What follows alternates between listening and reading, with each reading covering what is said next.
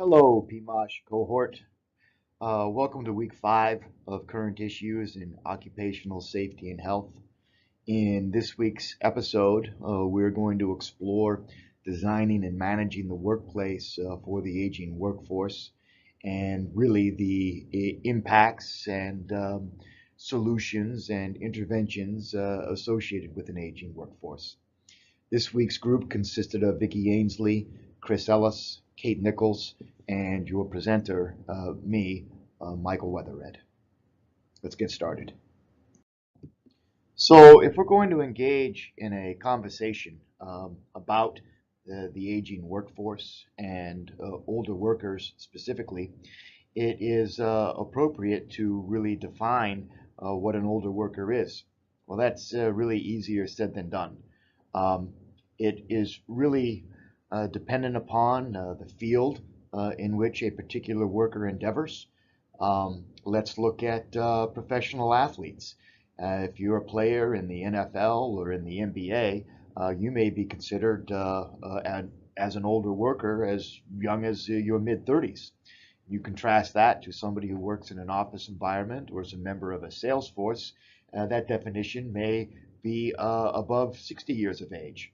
Or another example would be for like a construction worker who, toils day in and day out in the field. It's a labor intensive job. They may be considered worn out and old by age 50. Here in the United States, U.S. age protection starts at age 40. Um, Many people will try to reach for the easy definition of an older worker, and that is a worker who is nearing retirement age. But if we look at the current generation of baby boomers, that um, goal post keeps getting moved down the field. So we can't really define an older worker as those nearing retirement anymore.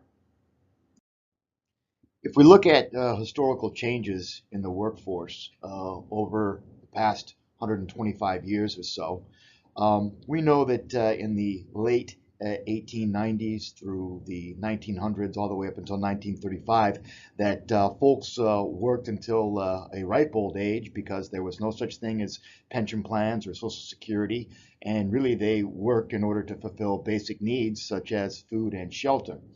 Then in 1935, you have the Social Security Act pass, payments first being issued for Social Security in the 1940s, increased pensions, young people returning from the war, which encouraged older workers to leave the workforce.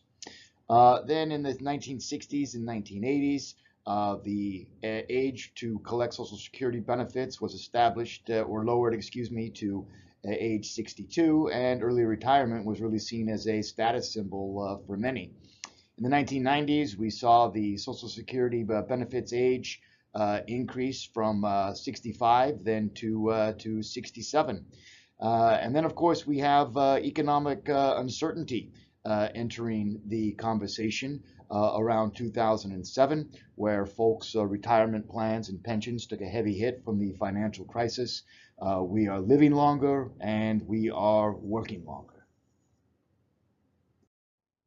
So, what are some of the impacts of the average age of workers increasing?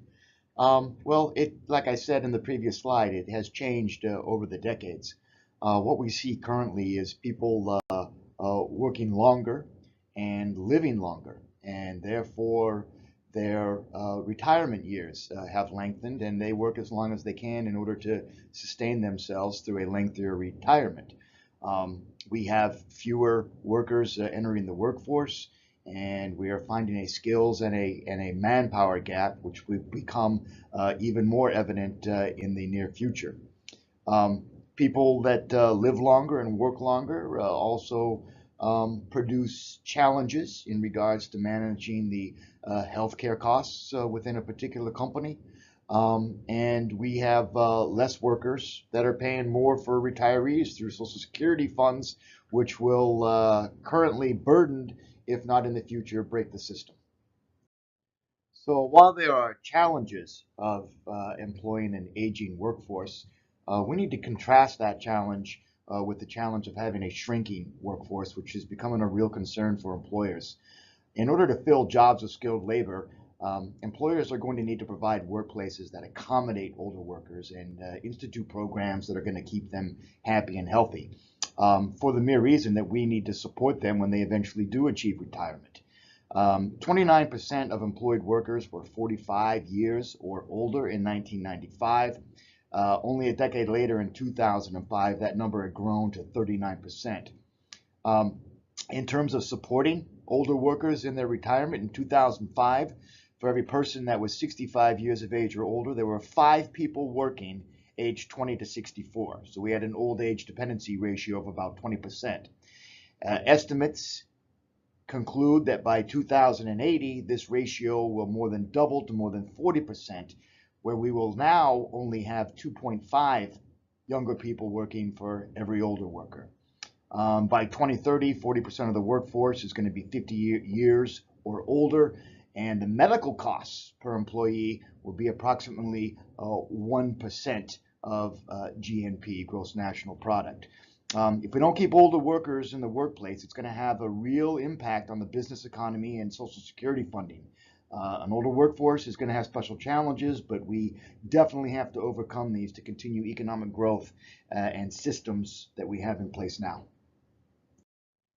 So if we're going to accommodate an aging workforce and older workers in the workplace, we have to understand the physical changes that take place in an older worker. They may be more skilled and productive workers, but there are ways in which they are certainly more vulnerable, as aging is associated with a decline in many physical capabilities, eyesight, hearing loss, as a couple of examples.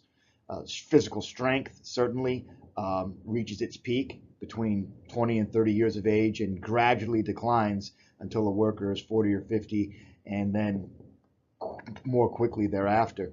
Oxygen uptake is reduced as we age. We're less resistant in changes to temperature, and certainly less capable of recovering from shift changes due to sleep disturbance. Our immune response is lower, and these changes are going to need to be addressed if we're going to ensure an older worker's success in the workplace. In addition to physical challenges, there are mental and cognitive challenges. Mental abilities are going to change throughout one's life. First, as a result of brain maturation, and later with the aging of brain cells and their billions of complex interconnections. So as we age, our movements and our reflexes slow. Age can certainly hinder attention, particularly when it's necessary to multitask or quickly switch from one task to another. Processing information rapidly, dividing attention effectively. These are cognitive skills that peak in young adulthood. So I'm glad I got my first degree when I was at my cognitive peak. And certainly there are trends within the workplace that could be having negative effects on the older worker, such as an open plan office, too many distractions, too much interaction. Conversely, there is an upside in regards to the aging workforce and the older worker. For as we age, though a variety of cognitive functions do deteriorate, as already discussed, processing speed and working memory, these are lumped together as what is called fluid intelligence. On the other hand, our crystallized intelligence actually gets better as we age. Crystallized intelligence includes accumulated knowledge, skills, wisdoms, and studies really show that there is no consistent negative relationship between age and job performance. So what we're seeing is that the losses in fluid intelligence may actually be offset by increases in crystallized intelligence. So building upon the advantages of crystallized intelligence, there are additional benefits to employers that need to be identified in regards to having an older workforce. Some of these benefits are going to include that they are more reliable, less interested for certain in job hopping. They come to the table more experienced, better trained, and with more wisdom and knowledge of the particular job that they're endeavoring in. And they can certainly present a more flexible work schedule, especially if they no longer have children at home. And older workers are generally very content to get involved in mentoring younger workers. When we contrast the propensity of an older worker to go job hopping or switch jobs with that of a millennial, we have discovered that millennials are twice as likely as 30 somethings to leave a job after just 3 years, and that gap widens with maturity and age down the road. One of the most expensive things that a company does is replace a worker. And having an older worker in the workforce content to stay at the job is a benefit to the enterprise. So, if we're going to leverage the socioeconomic advantages and employer benefits of sustaining and encouraging an older workforce, we as employers are going to have to address policies, programs, and procedures to support them. There were four strategic dimensions that need to be addressed and were suggested in the Silverstein article, and it was all evidence based. Those four strategic dimensions are work environment, organization of work, social support, and finally, what are we going to do for the employees specifically?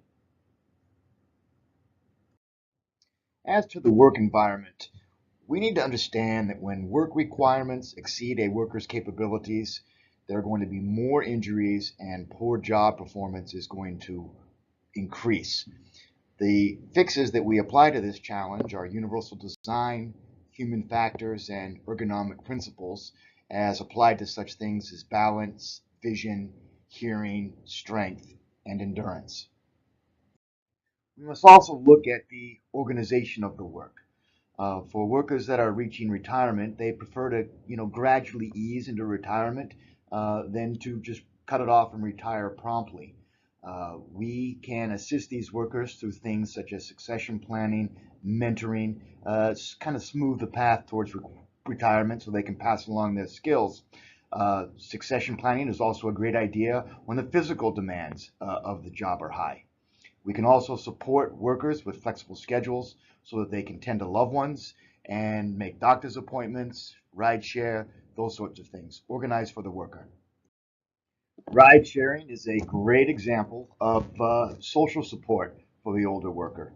In addition to ride sharing, we can have employee and family assistance programs that provide this aging workforce access to such things as social services to address both personal and risk and work issues. Examples being retirement planning and senior living opportunities. In the fourth strategic dimension, we focus on the employee.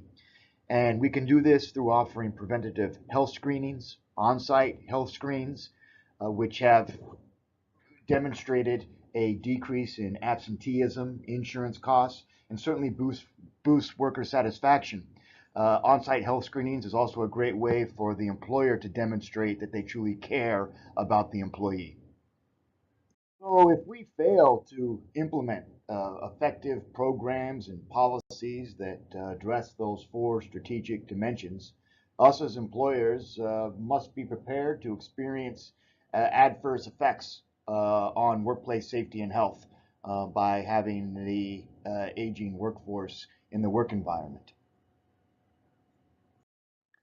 Those impacts that are going to be experienced by employers are classified as both positive and negative.